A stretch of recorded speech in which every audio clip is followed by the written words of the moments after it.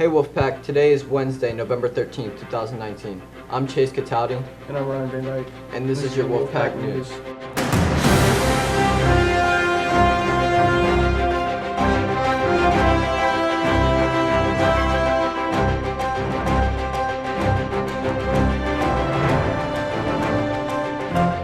Delete who?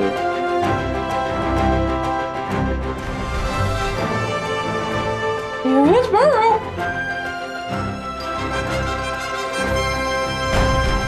Michael Olsen. Travis Pender.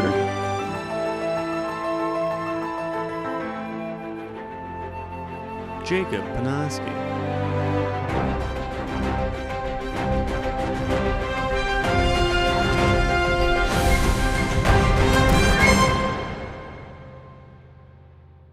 Hey Wolfpack, I'm Jacob Panaski, here with some national news. In Washington, D.C., a self-driving Uber struck and killed a 49-year-old Elaine Hausberg on March 18, 2018, as she was walking across the street with her bicycle outside a crosswalk.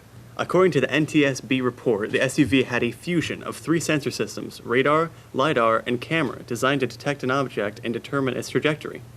However, the system could not determine whether Hausberg was a pedestrian, vehicle, or bicycle. It also failed to correctly predict her path. A quote says that the system design did not include a consideration for jaywalking pedestrians. At 1.2 seconds before the fatal crash, the system identified Hausberg as a bicycle moving into the path of the Uber, but by then it was too late to safely brake and avoid the collision.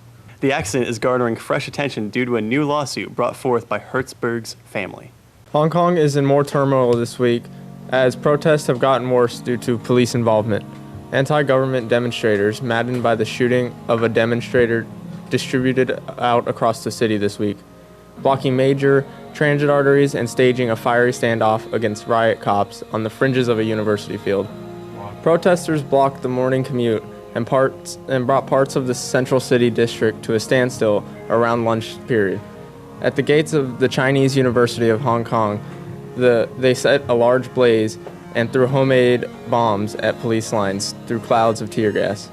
The protests within the Chinese town began in June over a legislative matter.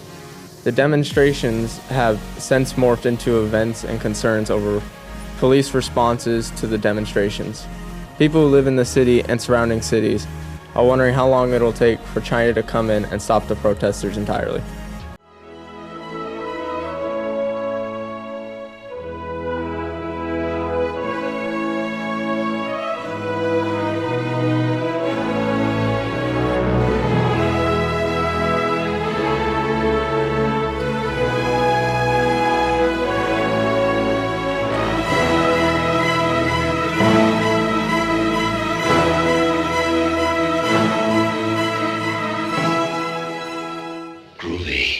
Hey Wolfpack, I'm Jacob Panaski, and welcome to the box office. Today we'll be covering the 1983 Martin Scorsese classic, The King of Comedy. Robert De Niro plays Rupert Pupkin, a failure in life but a celebrity in his own mind, hosting an imaginary talk show in his mother's basement. When he meets actual talk show host Jerry Langford, played by Jerry Lewis, he's convinced it will provide his big break, but Langford isn't interested in this would-be comedian. Undaunted, Pupkin effectively stalks Langford. And when that doesn't work, he kidnaps him, offering his release in exchange for a guest spot on Langford's show. The film is from Pupkin's perspective as he loses grip on reality. With The King of Comedy, Mr. Scorsese again confirms his reputation as one of the most authentic, most original voices of his film generation. The King of Comedy is being seen as starkly similar to the hit film Joker. People are seeing this because both films star a mentally ill person losing grip on reality, and both have struggling comedians with aspirations of stardom. I'd highly recommend both these films for the seamless line between reality and fantasy. Hey Wolfpack, I'm Michael Olsen. This is your Big Brain Challenge. Ooh. She's alive.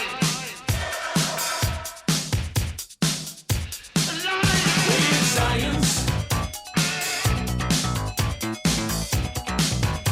Welcome to the Big Brain Challenge. Information guaranteed to blow your mind. I am the smartest man alive! You may have noticed that the weather has gotten a little colder, but if you lived here for a bit, you know it doesn't get very cold. Other places get very cold. They even get snow. What is the coldest temperature recorded on Earth? A, negative 128.6. B, negative 148.3. C, negative 68.6. Or D, negative 162.9.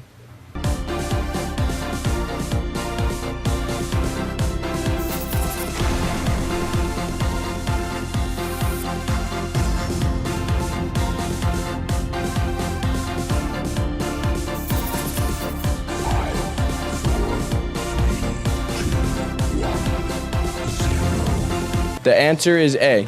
The lowest recorded temperature was negative 128.6 in the Soviet Vostok station in Antarctica on July 21st, 1983. Hey Wolfpack, I'm Darius, and this is the Turntable, where we review albums and recording artists.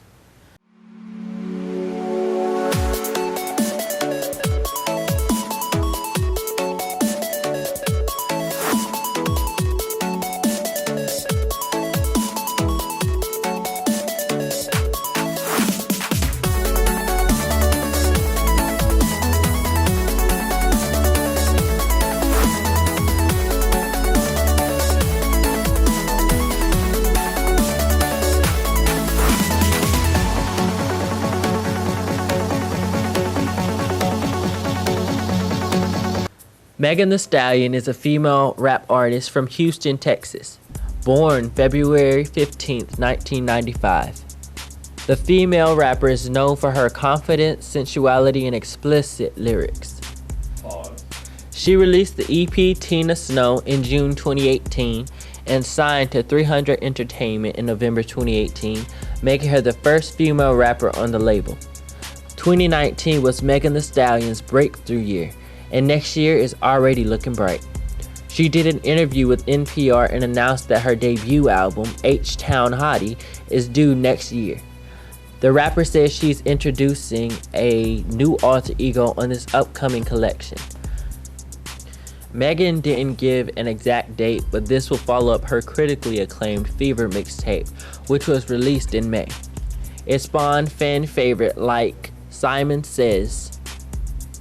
Her music was garnered constant rotation on radio airwaves, and DJs are almost required to play her music in nightclubs.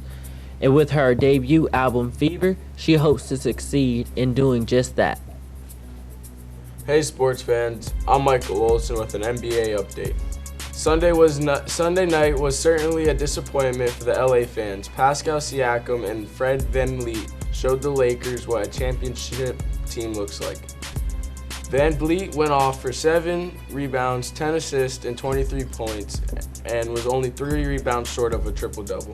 Siakam was making the entire team look like a rookie as he was just in his bag handing out L's like it was still Halloween. Dropping 11 rebounds, 4 assists, and 24 points. With or without Kawhi, Raptors slashed their way right through this so-called super team for a 113-104 win. Could we be looking at a new league super duo? The way the Raptors have been playing this season, it isn't hard to see them in the playoffs again this year.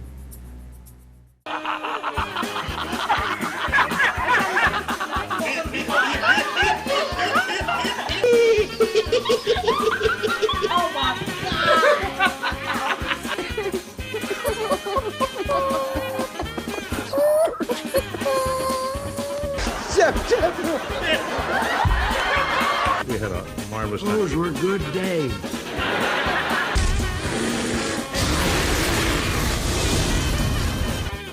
Why can't a nose be 12 inches long?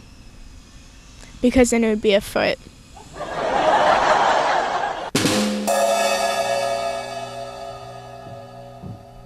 That's it for today's broadcast. And remember, if it's the news, it's at the Academy.